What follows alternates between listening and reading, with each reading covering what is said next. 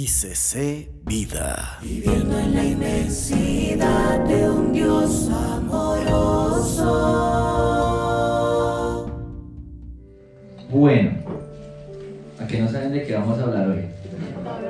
Ah, bueno, sí, la palabra. ¿Quién más dijo?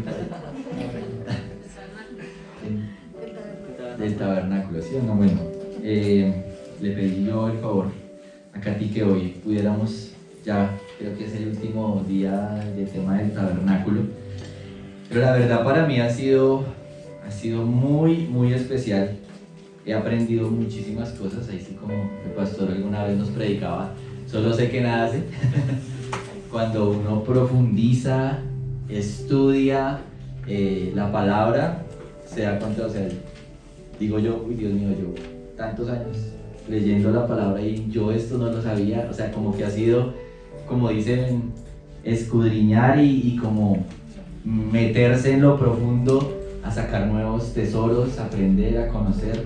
Ha sido delicioso, la verdad, me ha apasionado muchísimo y pues este tema del tabernáculo, creo que a todos nos pasa que uno dice, ya tanto tabernáculo, ya como que, pero no, definitivamente Dios le va enseñando a uno cosas nuevas y sacando nuevos tesoros de gran provecho para nuestras vidas, amén. Bueno, quiero que vaya buscando usted ahí Éxodo 29, vamos a leer algunos versículos. Bueno, hace 8 días Johncito también nos compartía sobre los elementos del tabernáculo, ¿cierto? Muy interesante, cuando Johncito nos hablaba de los materiales que se utilizaron, ¿cierto? ¿Quién vino hace 8 días? A ver, llamamos a lista, a ver. Pero definitivamente ahí hay grandes cosas, grandes secretos. Y hoy, digamos que quiero compartirles algo que tiene que ver con el tabernáculo, pero no es propiamente el tabernáculo, ¿sí? Sino uno de los actores principales, uno de los actores principales del tabernáculo, aparte de Dios, lógicamente, que es el actor estrella. Pero había un personaje muy importante, o varios personajes muy importantes, que eran los que se movilizaban en el templo, en el templo y en el tabernáculo. ¿Ustedes quiénes creen? Los sacerdotes, ¿cierto? Los sacerdotes. Johncito también nos compartía algo sobre la indumentaria de los sacerdotes. Eso yo creo que ya también lo hemos estudiado bastante.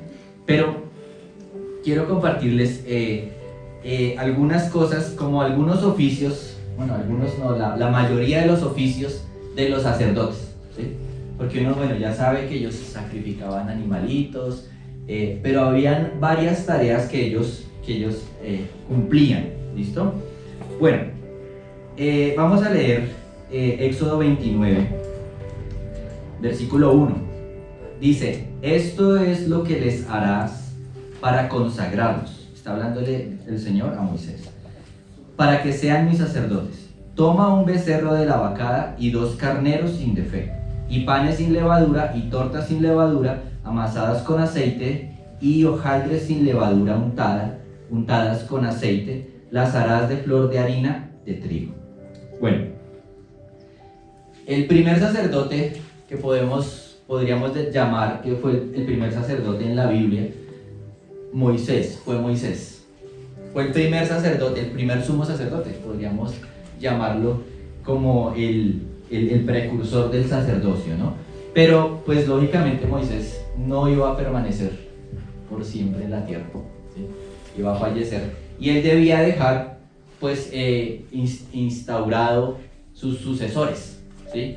Y los que vinieron a tomar el sacerdocio fue Aarón, que era el hermano de Moisés, y los 4 hijos de Aarón, se llamaban Nadab, Abiú, Eleazar e Itamar.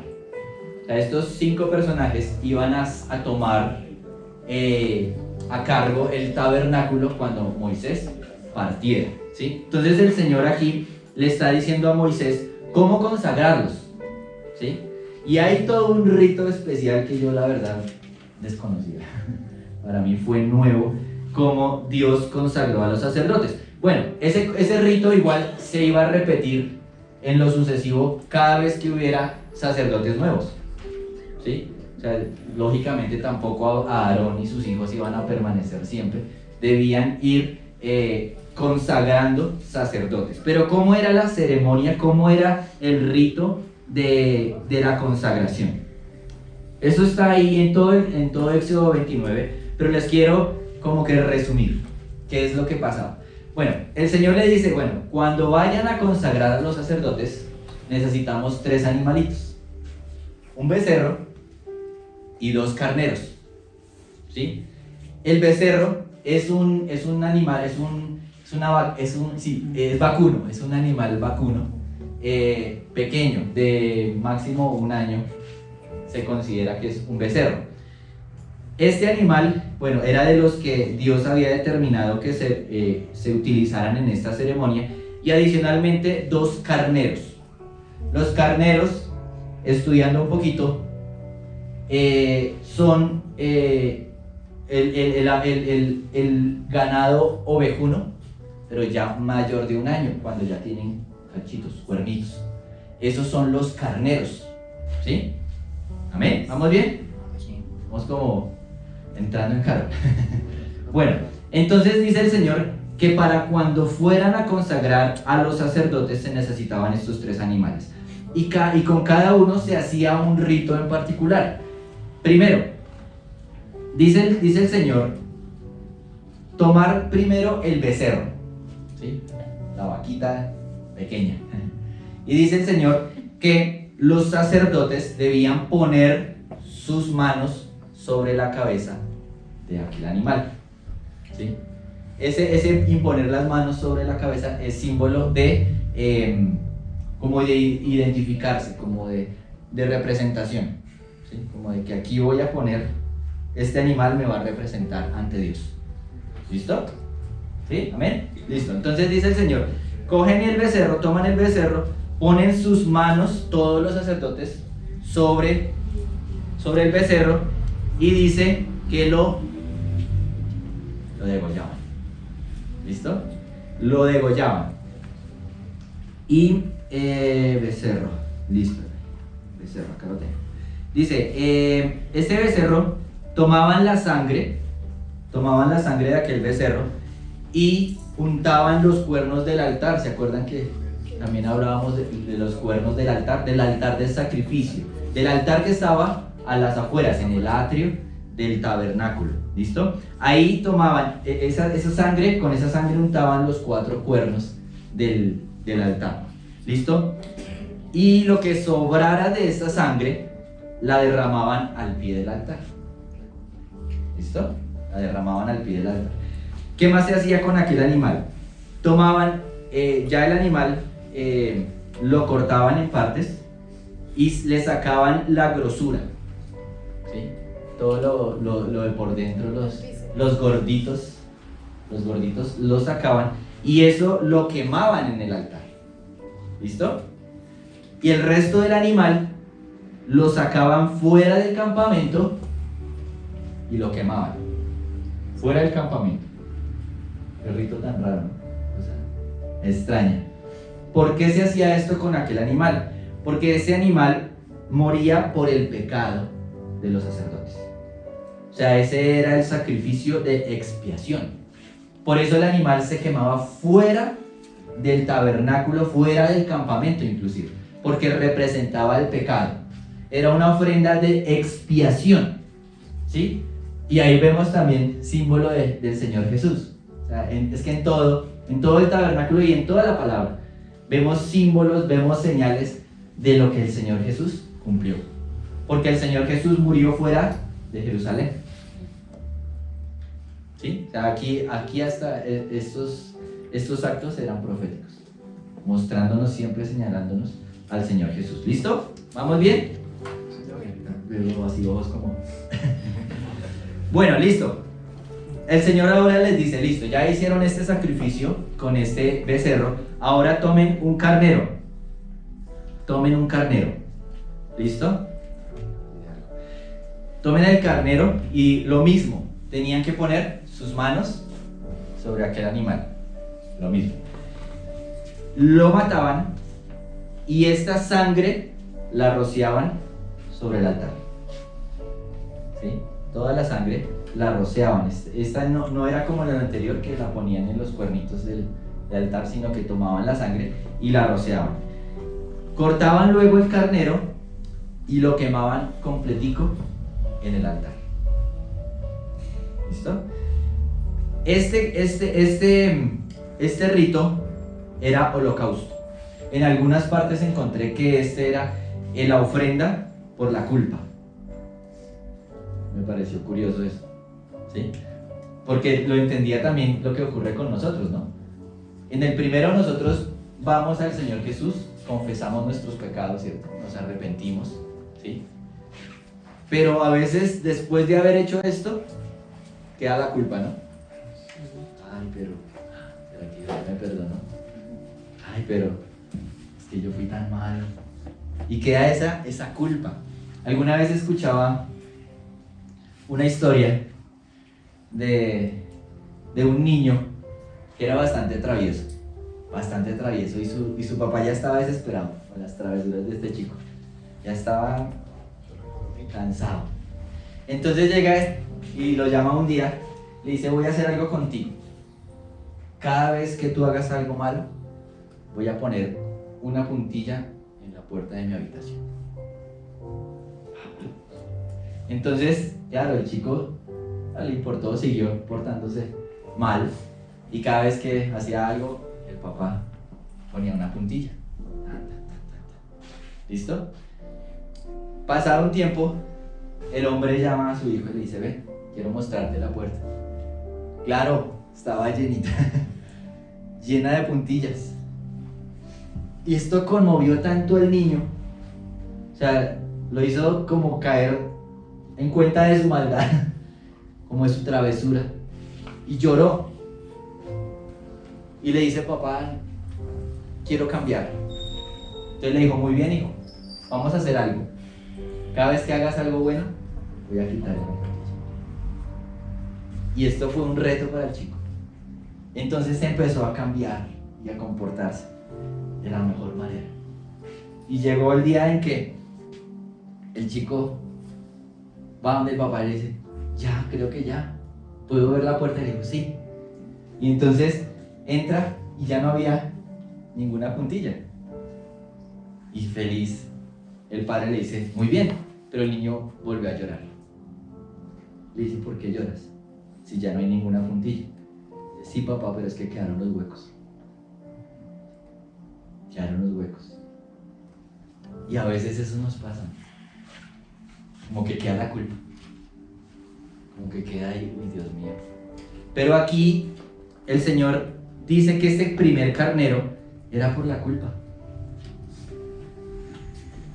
Y también es símbolo del Señor Jesús. O sea, si tú vas delante del Señor y le pides perdón, te arrepientes, ¿sí? Aceptas ese sacrificio de expiación, pero también al mismo tiempo viene ese sacrificio por la culpa. Porque con el Señor Jesús es maravilloso que Él tapa los huecos de la puerta. Él cubre. Él empieza a transformar. Sí, obvio, así como el chico de la historia, hay que hacer frutos dignos de arrepentimiento, ¿no? Hay que restituir. Eso hace parte del arrepentimiento, ¿verdad? Entonces, este segundo animal, el carnero, era por la culpa. Ahora, el segundo carnero, tercer animal, segundo carnero, se tomaba nuevamente ese animal y hacían lo mismo, poner sus manos sobre este carnero. Pero aquí había algo muy particular. Este también me llamó mucho la atención. Dice la palabra que ponían sus manos, símbolo de, otra vez, de representar el sacerdote a través de este animal, lo degollaban, ¿sí? Pero esta sangre hacían un proceso diferente. Tomaban la sangre y Moisés untaba, me imagino que sus dedos, ¿sí?, en la sangre, y con esa sangre untaba la oreja derecha, el lóbulo, esta parte de la oreja derecha, el pulgar de la mano derecha y el pulgar del pie derecho. O sea, es curioso, ¿no? O sea, uno dice, bueno, ¿por qué? ¿Listo? Entonces, eso hacían con esta sangre. ¿Símbolo de qué? La palabra misma nos habla, o bueno, hay pasajes donde hombres reyes tomaron posesión de algunos pueblos y cuando los tomaban como esclavos, les imponían a sus esclavos el cortarse los pulgares de las manos y aún de los pies. ¿Por qué? Porque el pulgar es uno de los dedos más importantes para las manos y para los pies. ¿Por qué? Porque con ese es que agarramos. No estoy diciendo que los demás no sirvan, ¿no? Pero es una base importante, por ejemplo, en las manos. Haga usted la prueba de cómo sería si no tuviera el pulgar. No se podría tomar con seguridad, con firmeza. La mano aún perdería como su agilidad, sus destrezas. Igualmente los pies, ¿sí? Los pulgares, a través de los pulgares que nosotros podemos estar firmes. Si nos faltan los pulgares, el pie ya no tiene firmeza. Mi esposa me compartía que cuando faltan los pulgares, ya la persona no puede correr. No hay forma de correr. Entonces el Señor, a través de ese rito, quería que con la sangre la persona se consagrara. Y ese animal, ese tercer sacrificio, era sacrificio de consagración. De consagración. ¿Listo? Bueno, ¿qué más se hacía? En ese sacrificio, Moisés tomaba la sangre y la sangre y tomaba aceite de la consagración, ¿sí? El aceite pues era de olivas. Estudiando también un poco sobre el aceite, algunos dicen que el aceite de la consagración se hacía pues lógicamente de las olivas, ¿sí?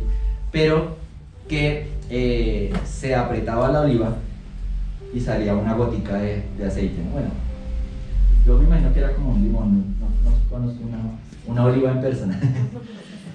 Pero algunos dicen que se tomaba la oliva y se sacaba solamente una gota y el resto se echaba. Y así se hacía con varias olivas y cada gotica de esas era el aceite de la consagración, ¿sí?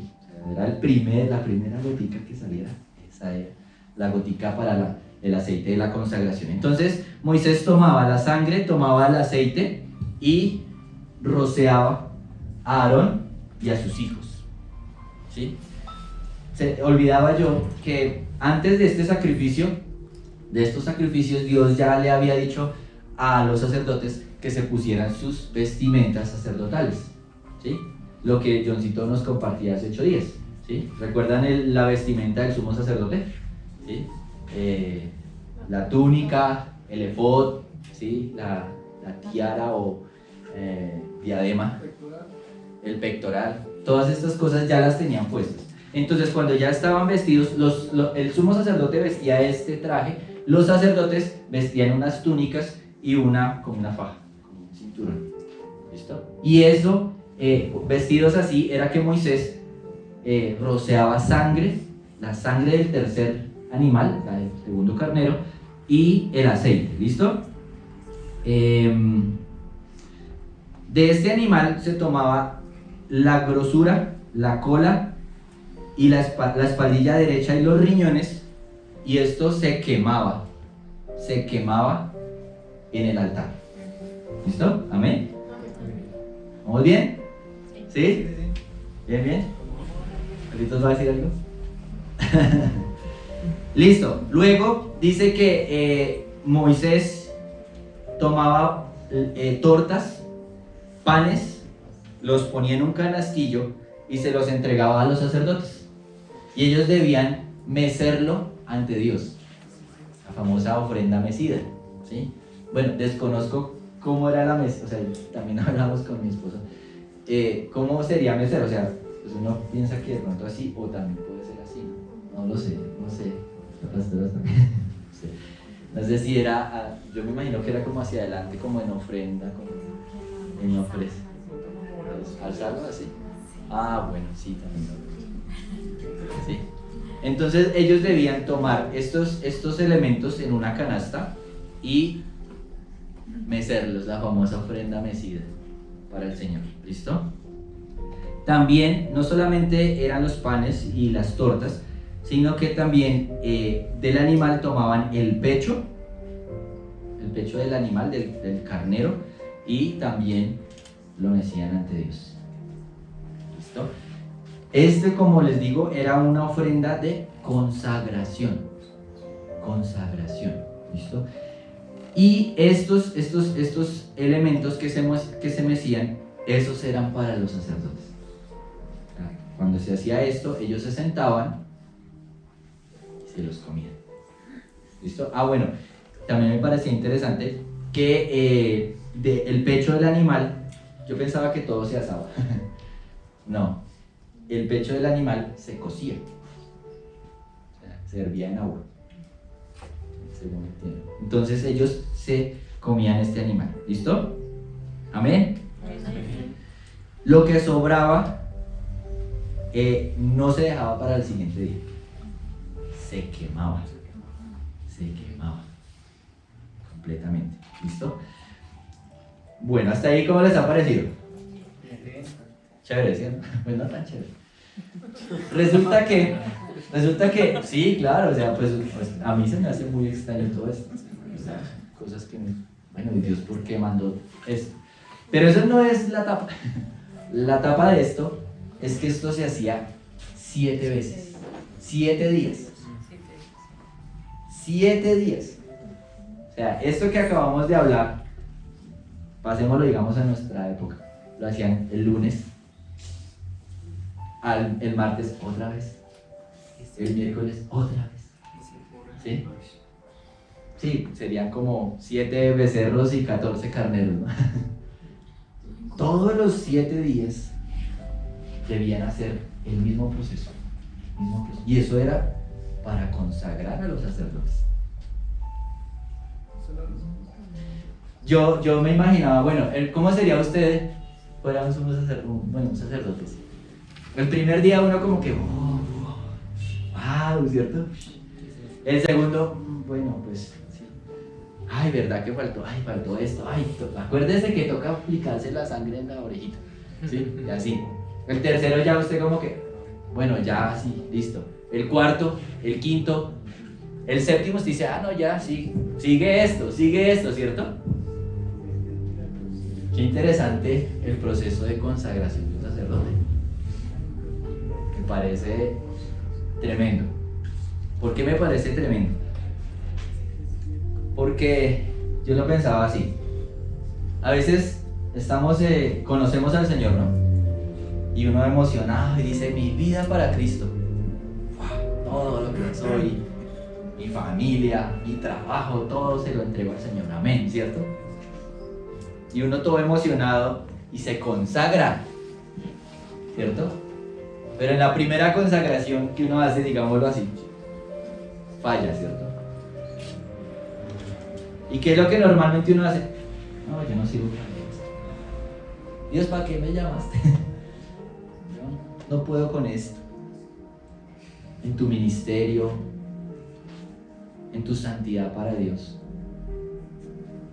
Pero entendía que así como Dios determinó que hubiera 7 días, en esos 7 días los sacerdotes no podían salir del tabernáculo. Dormían ahí.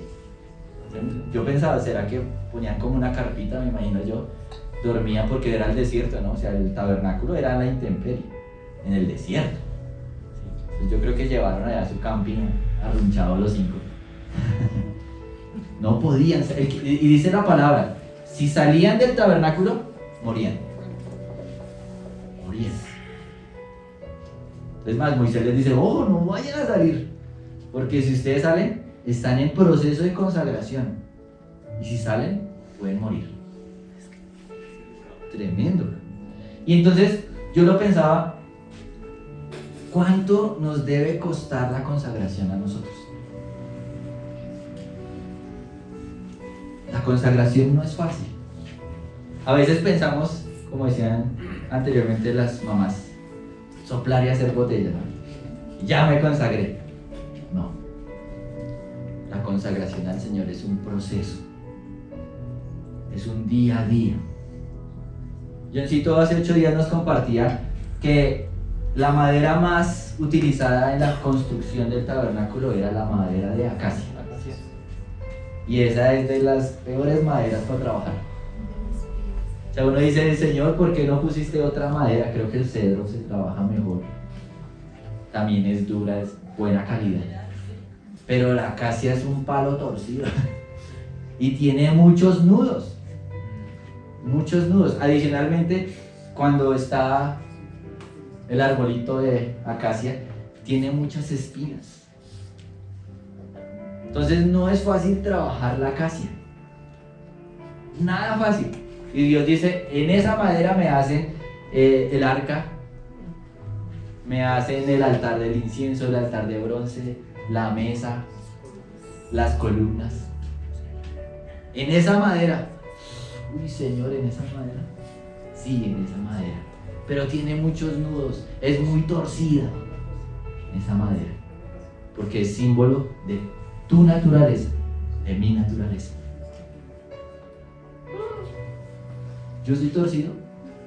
Sí, somos torcidos. ¿Tengo muchos nudos? Sí, tengo muchos nudos.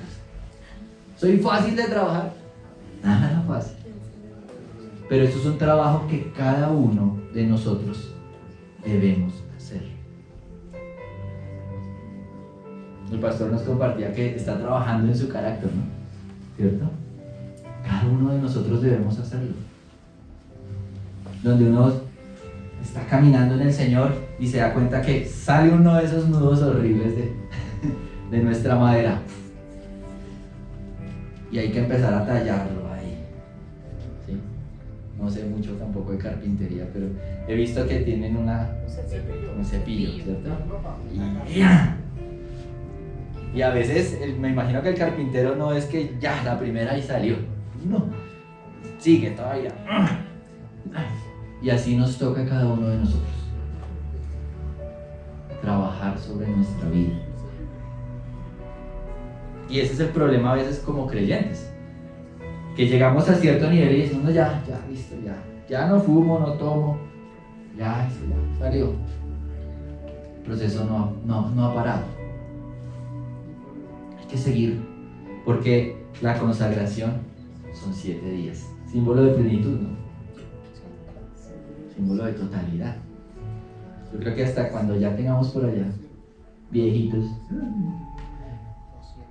100 y pico de años, aún ahí, por mucho que llevemos en el Señor, aún ahí tendremos que seguir trabajando en nuestro carácter,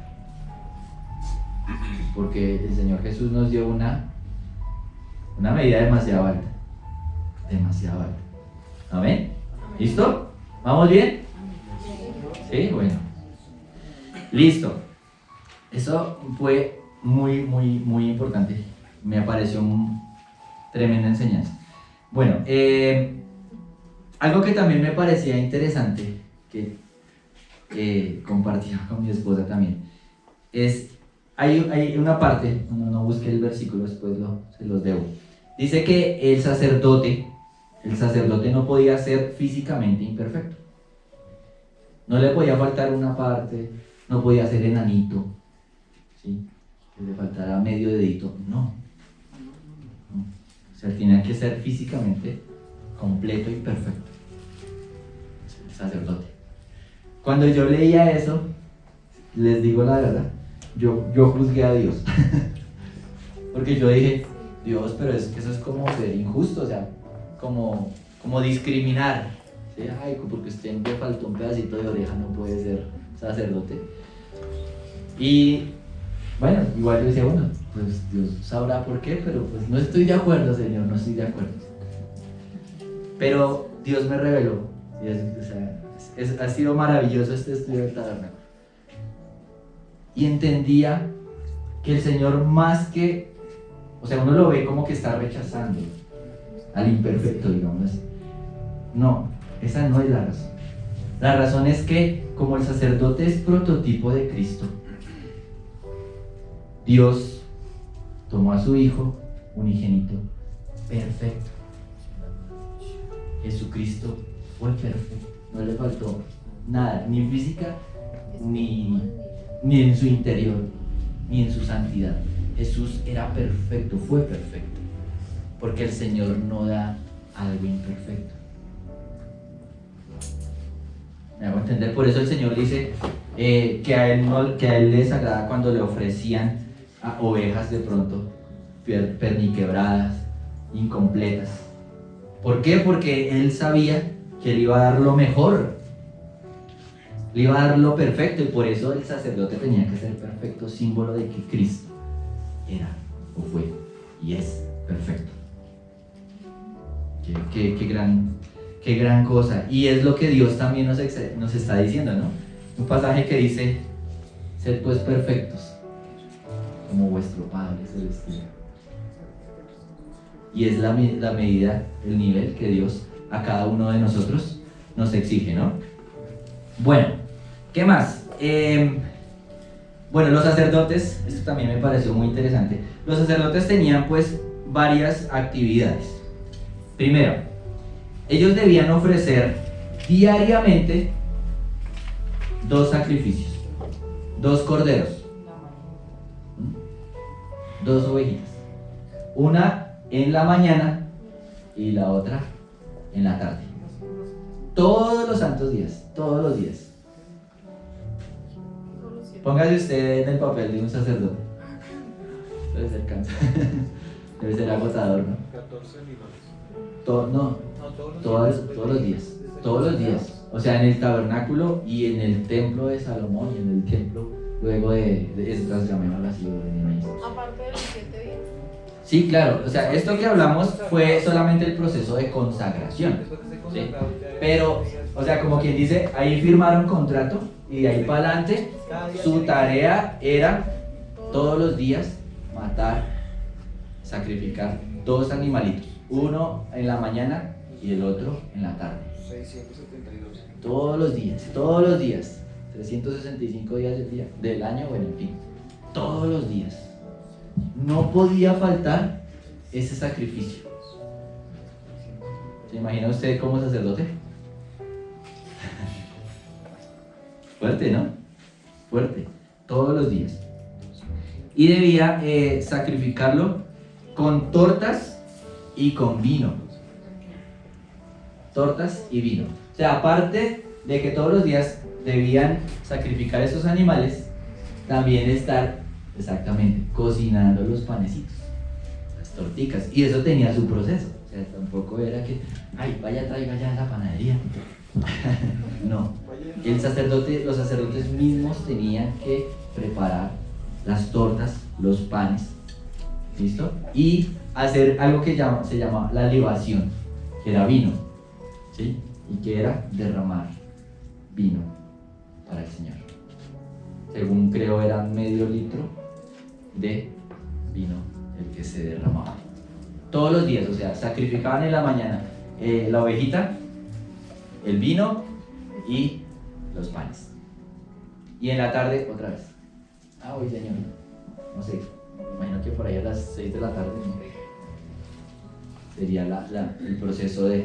¿Listo? Todos los días, listo. Adicionalmente, todos los días debía quemar incienso en el altar de oro, en el altar del incienso, que este estaba ubicado dentro en el lugar santo. ¿Recuerdan? ¿Listo? Entonces, todos los días el sacerdote debía entrar al lugar santo y allí quemar el incienso, que también el incienso era otra cosa que el sacerdote debía hacer. Todas esas eran las tareas del sacerdote. O sea, por eso el sacerdote era consagrado a estos oficios. O sea, el sacerdote no era que, medio tiempo aquí en el tabernáculo y el otro voy y trabajo, no sé, soy arquitecto, entonces diseño, no sé. No, era enteramente consagrado a las labores del tabernáculo. Entonces, diariamente debía quemar 2 veces incienso en el altar. Entonces, hacía el sacrificio. Después de hacerlo, ingresaba al lugar santo y allí quemaba incienso para el Señor. ¿sí? Había algo que los incensarios, que me imagino que eran así, similares a los de la Semana Santa en la iglesia tradicional, algo así. ¿Listo? ¿Bien? 2 veces también. ¿Listo? Bueno, y adicionalmente, cada Shabbat, cada sábado, debía cambiar los panecitos de la mesa de la proposición. ¿Recuerdan? Que dentro del lugar santo había una mesa con 12 panes, ¿sí? Esos panes duraban ahí 7 días. Todos los sábados entraba el sacerdote y recogía esos panecitos y ponía unos nuevos. ¿Listo? Los que cocinaban todos los días, solo era para especial. Para el sacrificio, para los sacrificios. ¿Listo? Bueno, olvidaba que, recuerdan, bueno, ahorita que les hablaba de sacrificar, de quemar incienso ante Dios, hubo un hombre, el padre de Juan el Bautista, él era sacerdote, y él había sido elegido en ese momento para sacrificar el incienso en el lugar santo. Y ahí es cuando se le aparece el ángel y le dice: tu esposa está embarazada y aquel hombre, aquel bebé vino a ser Juan el Bautista. ¿Listo? Con respecto a los panes también hay una historia interesante. Dice que en el tiempo de David estaba siendo perseguido, ¿sí? Y llegó a donde el sacerdote, y como él estaba siendo perseguido, estaba con su ejército y no tenían comida, y el sacerdote había recién retirado los panes y se los dio a David. Que eso es algo que uno dice: uy, pero los panes no podían ser comidos sino solamente por los sacerdotes. Entonces uno dice ahí: el sacerdote pecó, porque ¿cómo se los va a dar a David? David no era sacerdote. Pero el Señor Jesús explicó que eso no había sido un pecado, o sea, que había sido un acto de misericordia. ¿Listo? ¿Bien? ¿Vamos bien? ¿Sí? Bueno, a mí me gusta todo esto, así que se aguanta. ¿Listo? Otra cosa que debía hacer el sacerdote al entrar al lugar santo era revisar el candelabro. ¿Se acuerdan la menorá? ¿Sí? Entraba y revisaba que tuviera suficiente aceite y que las pábilos estuvieran limpios, no fueran a estar por ahí con mugre a punto de llegar a apagarse o algo así. Estuve estudiando, pero no llegué a un consenso ahí en la información, la verdad. Porque algunos dicen que la menorá no podía apagarse los... ¿Tú me puedes confirmar, Paz? Algunos dicen que la menorá debía estar completamente encendida todo el tiempo. Otros dicen que no, porque la palabra dice que debe estar alumbrando entre la noche y la mañana. Entonces ahí hay como un problema de interpretación. Yo también me inclino a pensar que debía estar encendida todo el tiempo. Todo el tiempo. ¿Por qué? Pues lógicamente imagínese usted en ese tiempo, esa carpa, eso era oscuro. O sea, no era que llegábamos y dice sí, el switch y prendía la luz. No, tenía que estar alumbrando la menorá o el candelabro, ¿cierto? Entonces, por eso era importante que todos los días el sacerdote también, cuando entraba al lugar santo, mirara que hubiera suficiente aceite y que estuviera limpiecito. Los comentaristas que hablan que debía estar encendido todo el tiempo dicen que si llegaba a apagarse corría riesgo la vida del sacerdote. ¿Se imagina usted? ¿Usted recibiría ese trabajo? Uy, Dios mío, que no van a soplar mucho el viento. Si se apaga una de esas, ¿se imagina? ¿Y qué habla eso? Del cuidado por tu vida. Sabemos que es símbolo del Espíritu Santo, ¿no? Sabemos que, como dijo el Señor, ustedes son la luz del mundo. Y así como el sacerdote, yo me imagino, ¿sabes? Si el sacerdote sabía que si se apagaba uno de esos, hasta ahí llegaba, pues con qué cuidado iba, ¿sí o no? Ay, Dios mío, ya yo creo que iba a salir, venga, yo sí miré que hubiera aceite, venga. Iba allá y revisaba. ¿Y qué tal? No, espere otra vez, porque su vida estaba en juego. Ahora, cada uno de nosotros, de pronto nuestra vida física, o por qué no, sí, pero nuestra vida espiritual puede estar en juego también. O sea, que nosotros andemos cuidadito, o sea, revise muy bien, o sea, ¿cómo está tu nivel de aceite? ¿Cómo están los pábilos? ¿Hay algún mugrecito ahí que me pueda apagar? ¿Hay algo ahí que me pueda...? Andemos con cuidado, andemos con mucho cuidado. Y otro de los oficios de los sacerdotes era cargar el tabernáculo, ¿no? Johncito también nos hablaba, y pues la palabra está. Todos los elementos del tabernáculo tenían argollitas, ¿cierto? Por ejemplo, la mesa en sus extremos tenían argollitas, ¿sí? Los altares también, el altar del incienso, el altar de bronce, del sacrificio, todos tenían argollitas. ¿Por qué? Porque ahí se ingresaban unas varas también, a que no saben de qué madera, acacia, también recubiertas en oro, y ahí se insertaban estas varas, ¿listo? Y los sacerdotes tenían que tomar a hombro y cargar. Imagínense el peso de esos elementos, recubiertas de oro, ¿sí? Ahí usted cargue y cargue. Así Dios lo determinó. Hubo un hombre que no lo hizo de esa manera y dijo: no, yo creo que es mejor armemos aquí una carroza y pongámosle unos bueyes y pongamos ahí el arca. El arca también se cargaba aquí en los hombros.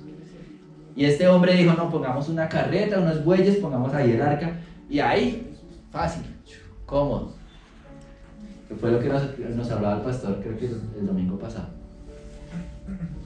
De USA, ¿cierto? Entonces dice que iban por un terreno donde era bastante inestable, y la carreta empezó a moverse y el arca empezó a... Y Usa, que era el sacerdote de aquel instante, dijo: caramba, se va a caer el arca.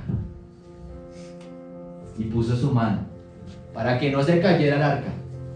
Y dice que de inmediato la presencia del Señor lo quemó, fulminó. Y uno dice: ay, pero ¿por qué Dios hizo eso si estaba haciendo algo bueno? Él había empezado mal. Dios nunca mandó llevarla sobre bueyes o llevarla sobre carretas. Dios siempre mandó el hombro. Y así es la gloria de Dios. A veces queremos llevar la presencia de Dios de lo más cómodo, ¿no? Ay, no sé, Dios me respalda, así, ay, soy Dios. Cargar la presencia de Dios cuesta, talla. Un ministerio cuesta, talla. Si tú estás sintiendo que estás haciendo las cosas y estás como llevando en carreta, examina muy bien, ¿listo? ¿Amén? Amén. Bueno, sí, todavía tengo 3 horitas, listo. Bien. ¿Vamos bien? Sí. Listo. Otra cosa que me gustó muchísimo es que el altar, todos los utensilios se consagraban al Señor, ¿sí? También se derramaba sangre, se rociaba sangre. En algunos, en todos, también se derramaba aceite, ¿sí? Pero hay algo importante que me gustó, quiero que lo leamos. ¿Dónde está? Aquí lo apunté.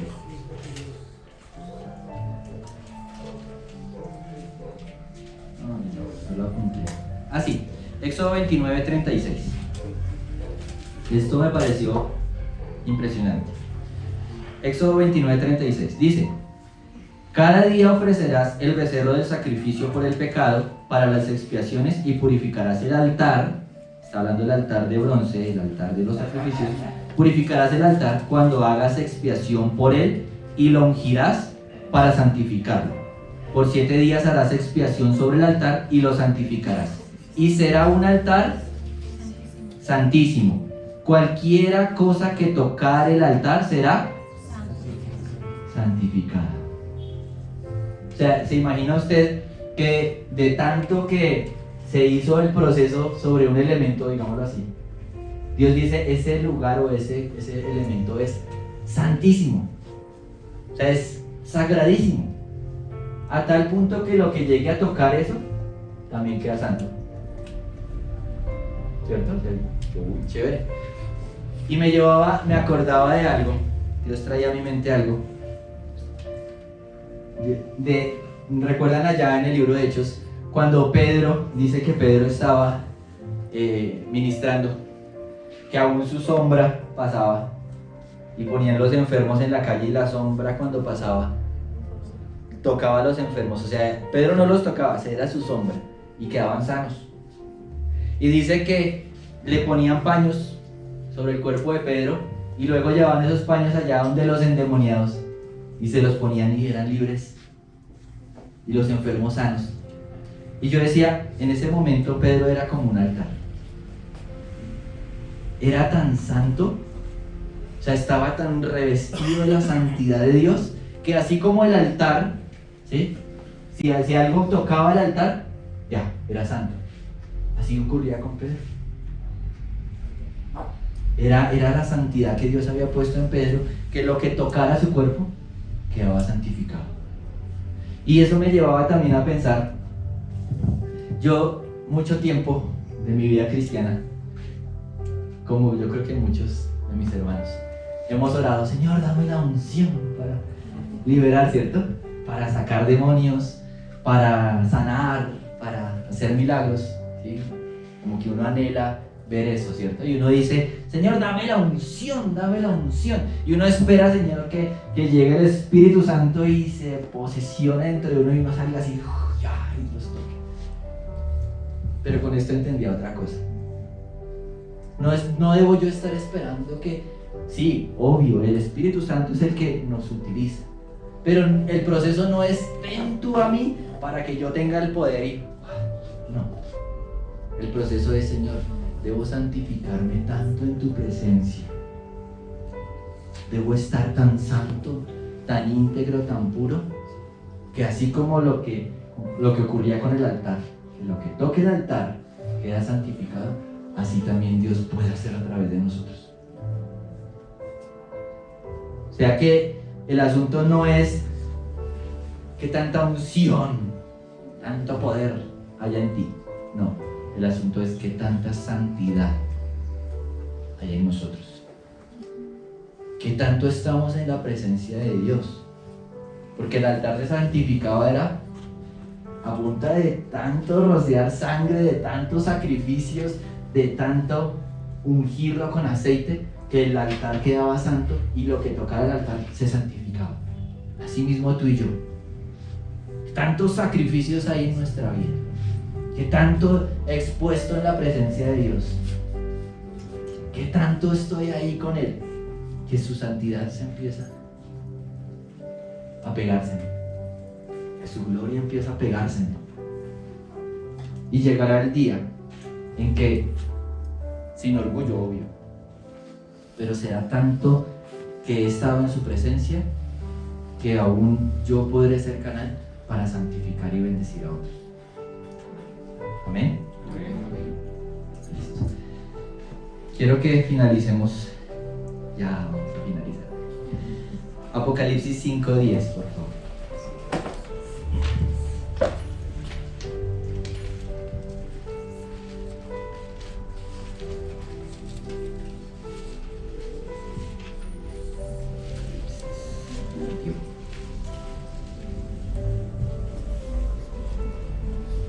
Miren lo que habla, ya lo tenemos todos. Dice, y nos ha hecho para nuestro Dios reyes, bueno, está mal la traducción, ¿no? Es un reino de sacerdotes y reinaremos sobre la tierra. Cuando uno analiza todo lo que ya hablamos de cómo se consagraba el sacerdote, de todo lo que hacía, ¿sí? Y uno dice, ya sé lo que hacía el sacerdote. Y aquí el Señor Jesús dice, o aquí la palabra nos dice, que tú y yo somos sacerdotes. Eso nos demanda una gran responsabilidad, ¿no? Una muy grande responsabilidad. Y más aún porque todo eso que se hizo en el antiguo pacto, pues iba a llegar su momento en que iba a llegar hasta ahí. Porque en Hebreos dice que no era la plenitud, o sea, no era lo perfecto. ¿Sí? Era una sombra de lo que había de venir. Y dice ahí la palabra que Dios nos hizo ministros de un mayor, ¿cómo se llama la palabra? Se me olvidó. Somos ministros de un mejor pacto. Somos sacerdotes de algo mucho mayor a los sacrificios de ovejitas, carneros, de cerdos. Porque ahora estamos en función de la sangre del Señor. O sea, si a esos sacerdotes se les exigía, a nosotros más. Porque la gloria de ese tiempo no es comparable a la gloria de este. Yo no sé si alguna vez a usted le pasó como a mí, que uno dice, ay, yo quisiera haber vivido en ese tiempo, y haber visto la Chequiná, y haber visto esto, y haber visto aquello. Esta gloria es mayor. Ahorita no necesitamos ovejitas, no necesitamos carneros. Tú cierras tus ojos y ya estás entrando al lugar santísimo. Al lugar santísimo a través de la sangre de Jesús. Tú cierras tus ojos y ya estás con el Santo de los Santos. Una gloria mucho, mucho, mucho mayor. Por eso dice que tú eres sacerdote de un mejor pacto.